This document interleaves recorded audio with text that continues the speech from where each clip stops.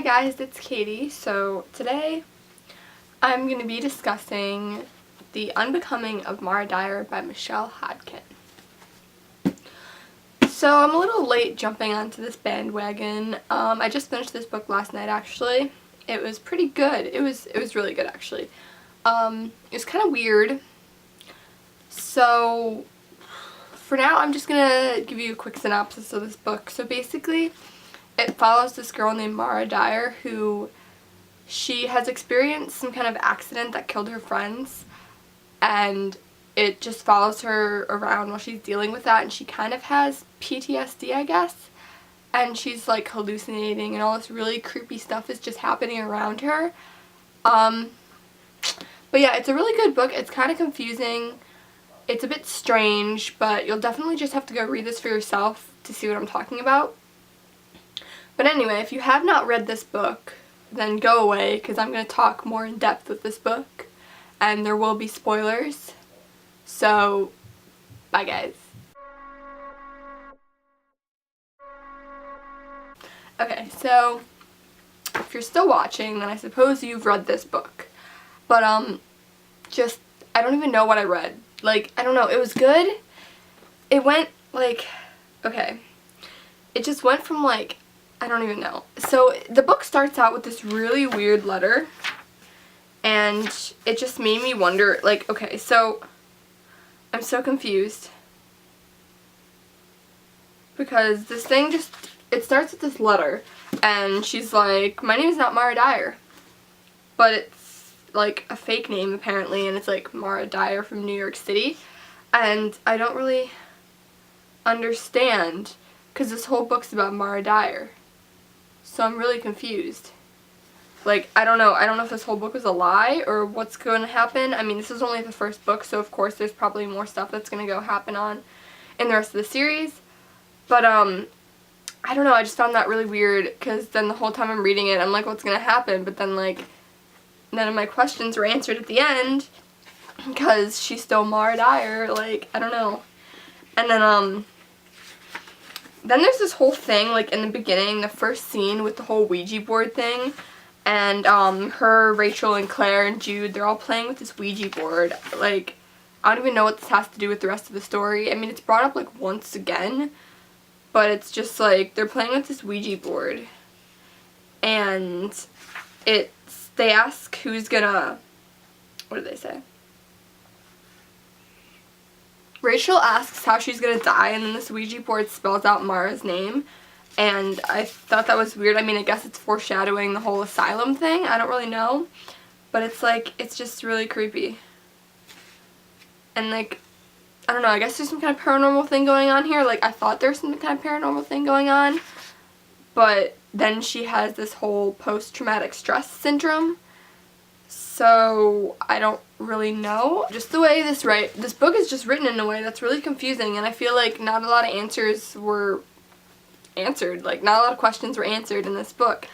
But it's like, it's really good, and you want to keep reading it because you want to know what happens, but then you're kind of left, oh, at the end. But like, I mean, there's 2 other books in the series. Obviously the 3rd book just came out.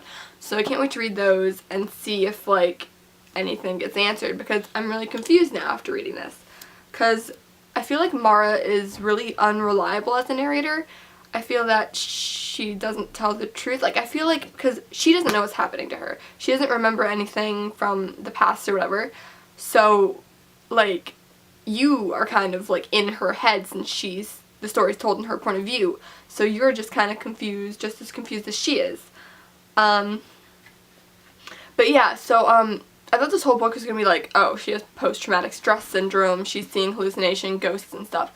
And then there's a scene where she goes to see that sick dog, Mabel, and then, like, there's this really creepy old guy, and then she just, like, thinks about him dying in her head, like, this really graphic scene, like, oh my gosh, I hate him, I wish he could die. Like, people do that, you know, whatever. But then she goes back, and he died the exact same way she thought. So apparently she like either kills people with her mind, which we do learn later on in the book that that's actually what's happening, and she thinks it and they can turn up dead.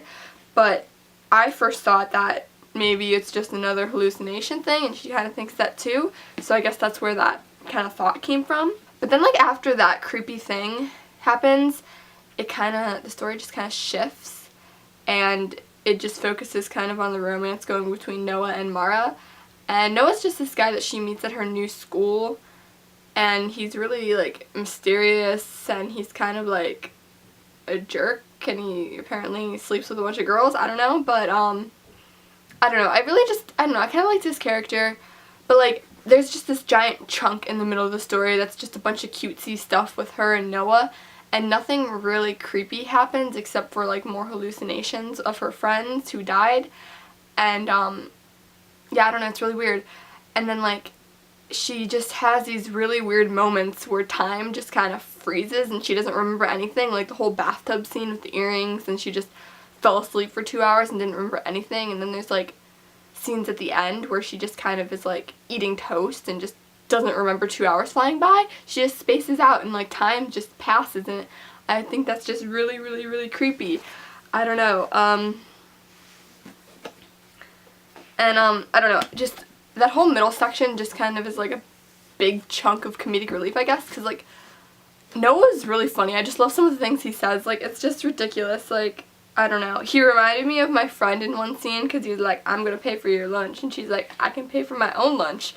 But, I don't know. There's just some parts where he's really hilarious, and then, like, it was funny when he brought her to this, like, mansion, and I'm like, where the heck are they going? And then it's, like, his house, and I'm like, oh, okay then, he's rich. Also Jamie, her friend Jamie, he's like, oh, he's just so hilarious. Like, some of the stuff he says, like, he got expelled for Ebola or something. I'm just like, that one line he said, I'm just like, that's ridiculous. I don't know, just some of the stuff Noah and Jamie say is just funny. But, oh my gosh, I hate with a burning passion Anna and Aiden. Oh my god, I wanted to choke her. When they, like, lied about putting the knife in Jamie's bag and got him expelled, and then he just kind of disappeared for the rest of the story, I was like, girl, Mara needs to, like, think you up dead and you need to die. I hate that girl. I hate those snobby, they're annoying. But yeah, after the whole scenes with, like, Noah and Mara being all cutesy, there's, like, I don't even know what happens. The story just turns, like, in a crazy weird way. Like, I don't remember if that was before or after. But I don't know. I don't know what happened. I can't remember. But there's, like, this part, like, she just goes to bed. What happened? Oh, I think she fainted at a museum or something. And then she's in bed. Oh, no, it's her birthday. It's her birthday night. She's in bed. And then Noah comes knocking on her window and is like, oh my gosh, you have to come with me. Something bad's happening.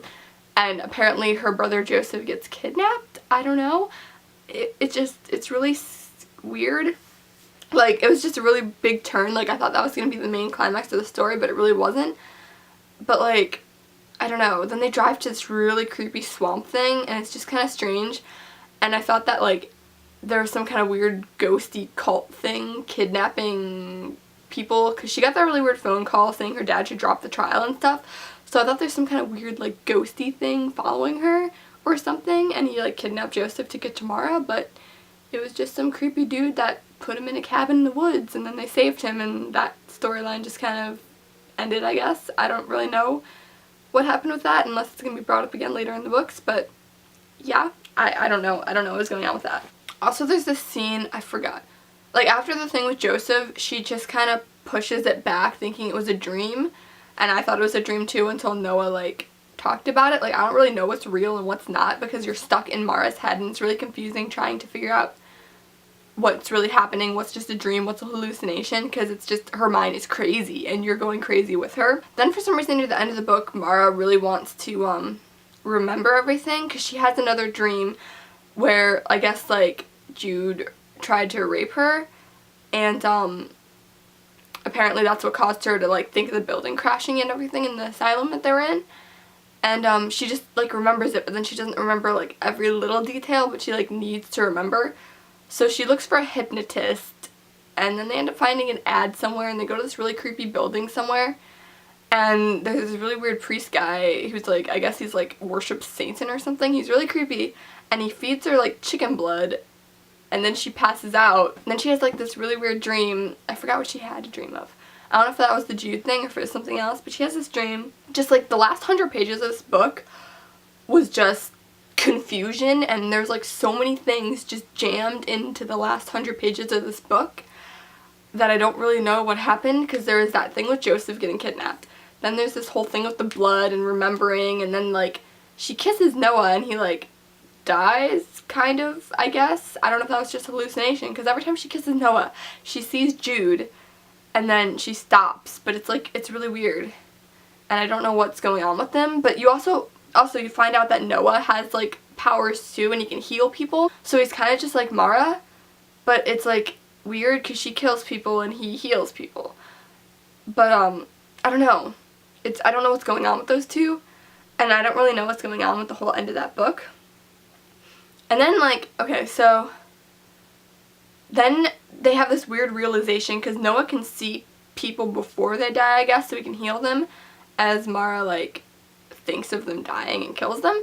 But like, apparently Noah had this thing that he knew, because he knew who kidnapped Joseph. That's why he went to the thing and knew exactly where he was, so he could save Joseph.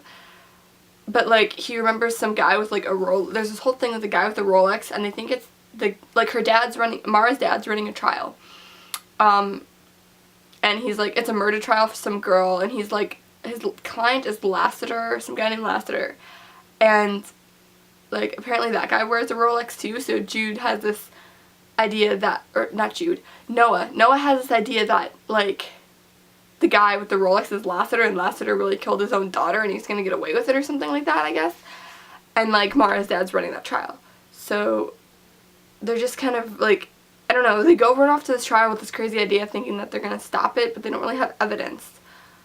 So I don't really know what Noah was planning on doing at the end, but Mara's just like, oh, we gotta kill him, and Noah's all like, no, don't kill him. I don't know, the ending was just really confusing to me, because Mara like wanted to kill this guy, but then she didn't. And then like, she's thinking about holding a gun, and then I guess she was like controlling the woman or something. I don't really know what happened. It was really confusing, but I guess it's supposed to be confusing because you're kind of like seeing it from her point of view. But like, it shot Lassiter, I think, and then it shot her dad too. And like, I guess Mara was controlling this woman with the gun. I don't really know. I'm just like really confused. But then after her dad gets shot, she like runs off and she's like, I'm gonna go turn myself in. Oh my gosh, I kill everybody, as if they have evidence that she kills anybody. But then she's at this police station and she sees Jude.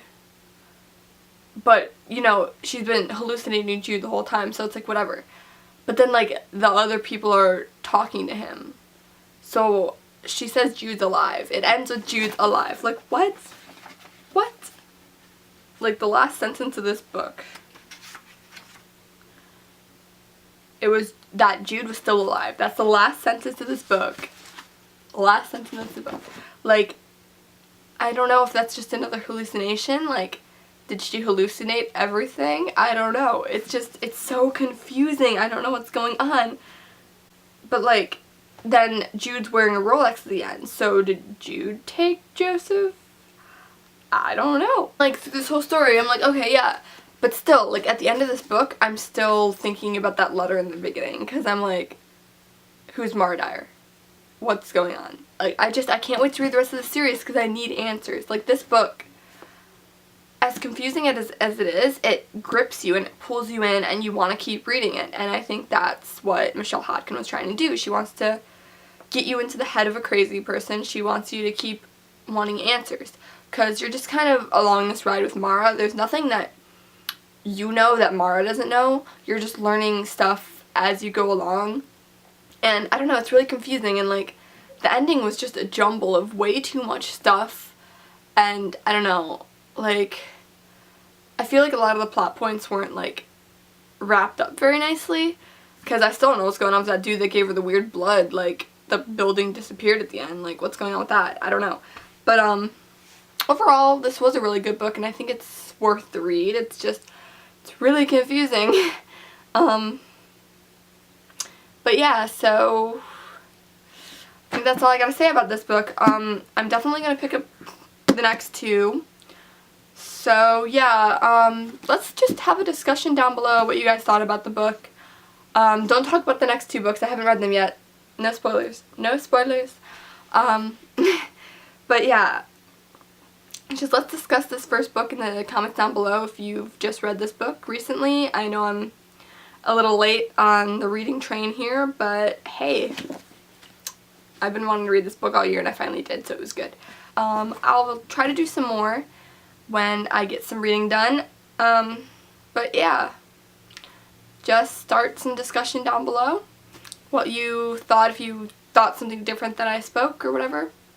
If you like, what some of your theories are. And I'll see you guys next time. Bye.